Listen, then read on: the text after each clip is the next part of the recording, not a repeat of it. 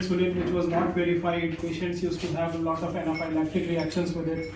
But gradually we have reached the era where we have insulin analogs with us, and we can modulate the pharmacokinetics and pharmacodynamics of insulin as per our need and choice. So in 1921, 14th of November, the extraction of insulin was done by Banting, Best, MacLeod and Collett.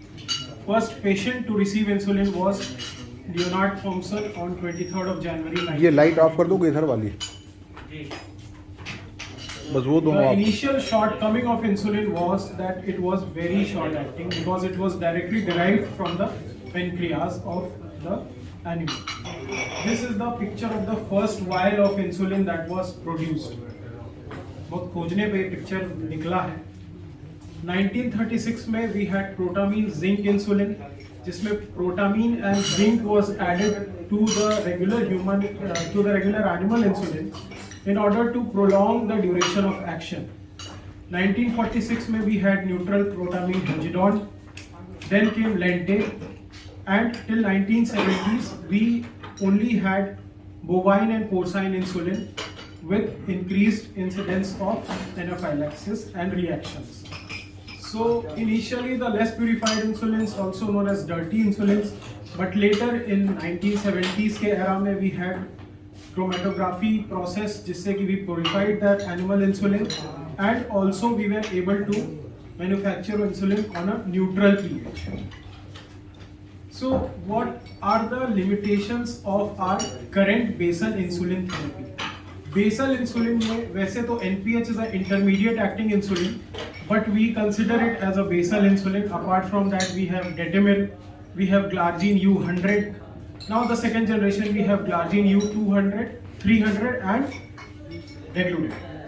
So limitations with the initial first generation insulins was that they were not true peakless insulin. उसमें एक peak होता था. अगर आप NPH देखेंगे, Glargine में भी there is a certain peak. Secondly, there is variability, diurnal variability, मतलब शाम को एंड रात में या मॉर्निंग में the profile of the insulin is not true peakless. Apart from that, the timing has to be managed very precisely, and there is intra-patient variability also, that the same dose of insulin, NPH insulin, will give in a same patient, it may give certain response today, but on the next day the response of the NPH will change. So what should be the qualities of an ideal basal insulin? सबसे बड़ी quality अगर हम Indian perspective में बात करें तो it should be affordable. If the patient is not able to afford it, then there is no point of getting a good drug. Secondly, it should control the overall fasting, and रात में जो hepatic glucose output बढ़ जाता है, patients have high fasting glucose with a single injection. Thirdly, it should have a flat time action profile without any peaks to prevent hypoglycemia, and less day-to-day and intra-patient variability. So there are certain methods involved to prolong the insulin action. We'll talk about these in detail in the upcoming slides, how NPH was formed, how Glargine was formed, Degludec and Detemir. If we look in this slide, then we can see that this is the regular human insulin. This is the action profile of the regular human insulin, which has a peak, and usually we use this regular insulin to control the postprandial sugars. While with the NPH insulin, it's not true peakless. It is said that the peak comes around 6 to 12 hours, and the onset of action is between 1 to 3 hours, on a mean 90 minutes, and duration lasts till 24 hours. But mostly by 18 to 20 hours, the action starts to decline. So challenges with NPH insulin is that it gives us insufficient basal coverage. There may be need of multiple injections, usually 2 injections if you want a much smoother curve. There is need for resuspension. Now resuspension is because it is a crystalline insulin that has been formed by mixing zinc and protamine. Protamine is a substance that is important for sperm nucleus जो होता है for the condensation of the nucleus, and that protamine is derived from fish. So because of this being a crystalline insulin, if the patient does not resuspend it properly, patient mix नहीं करता लगाने से पहले, तो variability होगा same patient में, significant day-to-day variability, usually because of the issue of resuspension. Then we move on to first generation basal insulins. So first we'd like to look at a glance the normal amino acid sequence of human insulin. Alpha chain, beta chain, 21-30 amino acid, COH terminal, amino terminal. Last में we have cysteine and asparagine. इधर we have proline, lysine and threonine. अब जो भी analogue insulin है उसका सारा खेल either we change the amino acid sequence or we add something to it, that is the whole play here. So in the first generation Glargine U100, what we did was that at the 21st terminal of alpha chain, instead of asparagine we added glycine, and last में threonine पे we added 2 more arginines. So with addition of these amino acids, this insulin obtained a acidic pH, and upon injection, since the pH of the subcutaneous tissue is usually alkaline, this insulin used to precipitate, and after precipitation there is slow dissolution from this precipitate and hexamers are released individually, thus giving it a basal property, a long acting property. As compared with NPH insulin, Glargine has a much smoother time action curve, but still it has a certain peak. Then moving on to Detemir. Detemir is till date the only long acting insulin that can be given safely in pregnant females. In Detemir, what we do is we at the beta chain 29 position with lysine we attach a 14 carbon fatty acid chain myristic acid. And what this does is, it makes the molecule to self-associate. मतलब insulin ideally hexamer के form में होता है. Now with the addition of myristic acid, ये hexamers self-associate करके अपने आप में एक complex structure बना लेंगे, along with albumin binding. So both these properties render it a longer action profile. If we see the day-to-day glucose variability, we can actually see in this graph how we have progressed with time. This is the graph of NPH insulin. You can see that the day-to-day variability is much high in the NPH insulin as compared to Glargine U100, and then it is even smoother in Degludec. So the intra-patient variability, you see that there is a significant reduction in the variability as we proceed from NPH to Degludec. Now, with the coming to the reduction in the hypoglycemia risk in type 2 diabetes patients, the relative risk reduction, various studies, it was and in type 1 also. In the various studies, it was seen that approximate risk reduction type 2 is 2 to 53% and type 1 is -20, मतलब इधर the graph has gone upwards to 46%. So the unmet needs with first generation analogs. What are the shortcomings in the first generation analogs that have pressed us to develop second generation analogs? It is not truly once daily. It has a certain peak.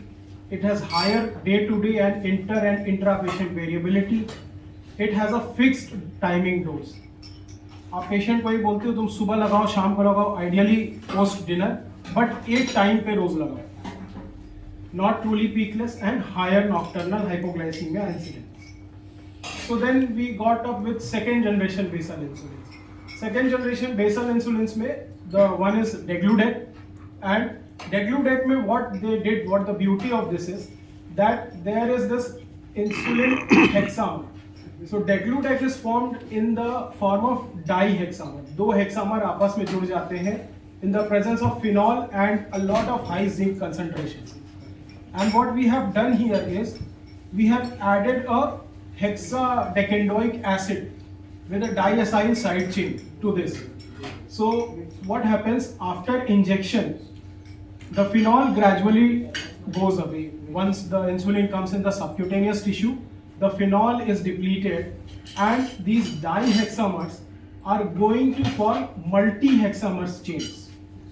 And then gradually the zinc is depleted, and this zinc diffusion causes each hexamer, monohexamer, to dissociate and move into the circulation.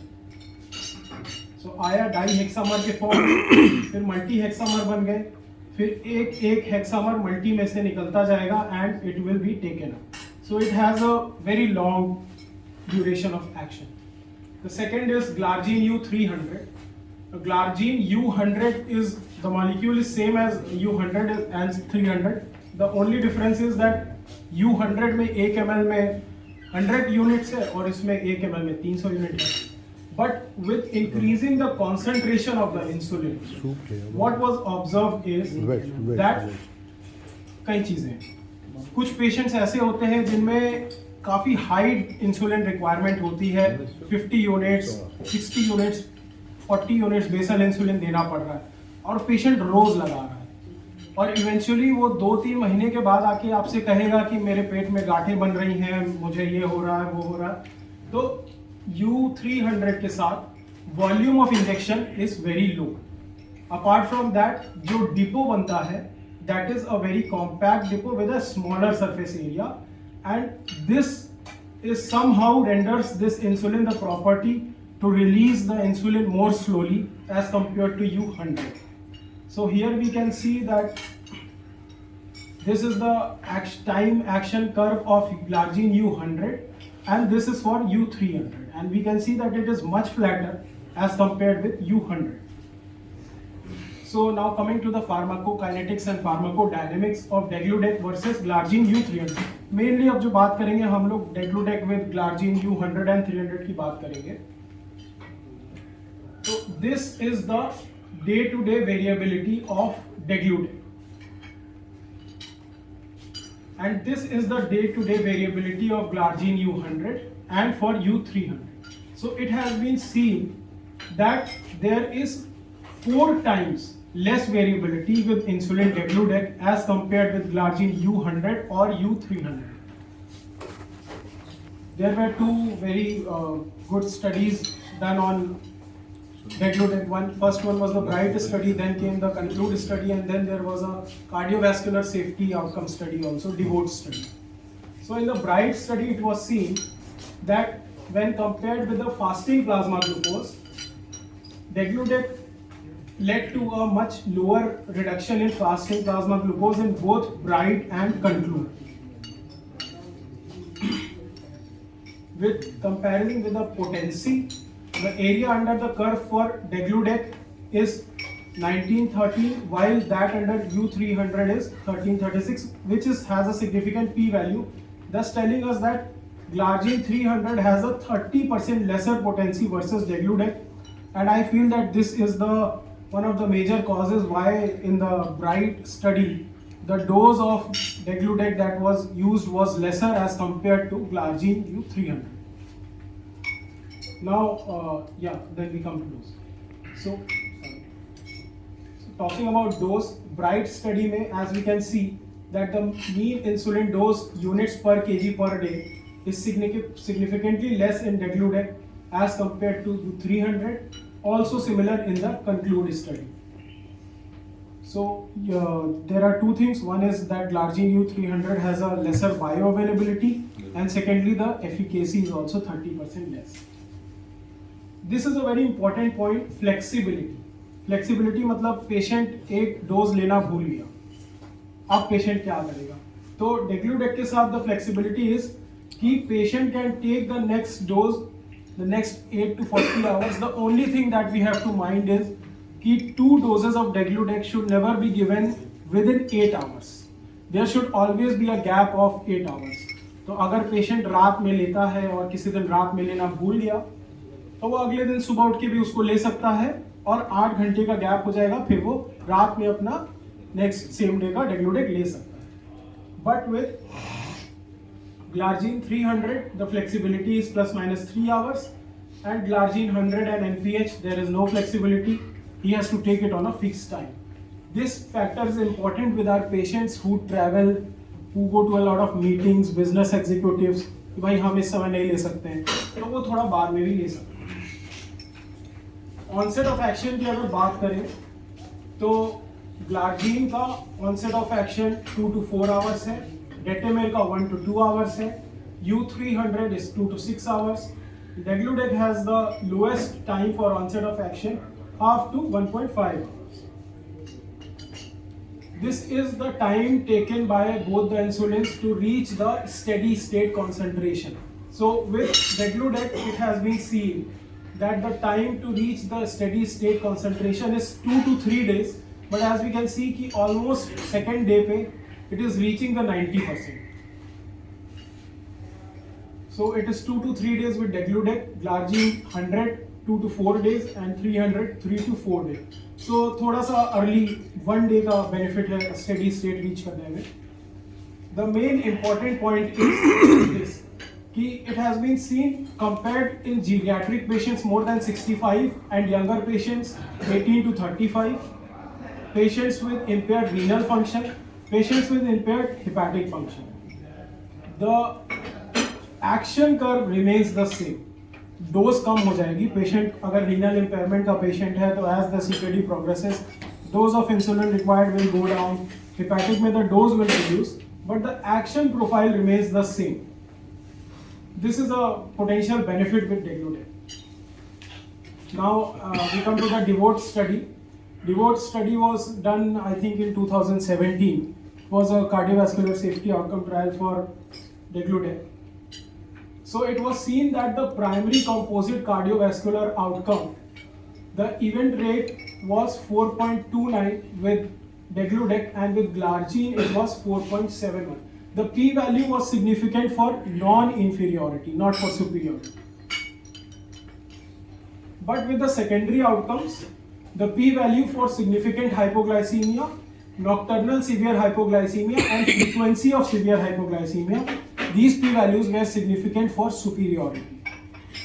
So we can say that in severe hypoglycemia and reducing nocturnal severe hypoglycemia, Degludec is superior to glargine. While fasting plasma glucose reduction also, it is slightly superior with glargine with a p-value of less than 0.001. So the number needed to treat to avert one episode of severe hypoglycemia is 40. Then these are various trials in which these are the comparator insulins and all have been compared with Degludec. So we can see that in the conclude study, the HbA1c favors Degludec in various of the studies. In the fasting plasma glucose, we can see that in the begin study, switch, devote abhi we talked, conclude we talked, it is favoring Degludec. The dose favors Degludec except for devote trial, and the hypoglycemia risk is also reduced. So in summary, the insulin NPH se we started, then we went to glargine U100, then Detemir, Degludec, and now we have glargine U300, and hopefully in the near future we will have Icodec, which will be the once weekly insulin to use. Sir? Oral insulins are also in the pipeline.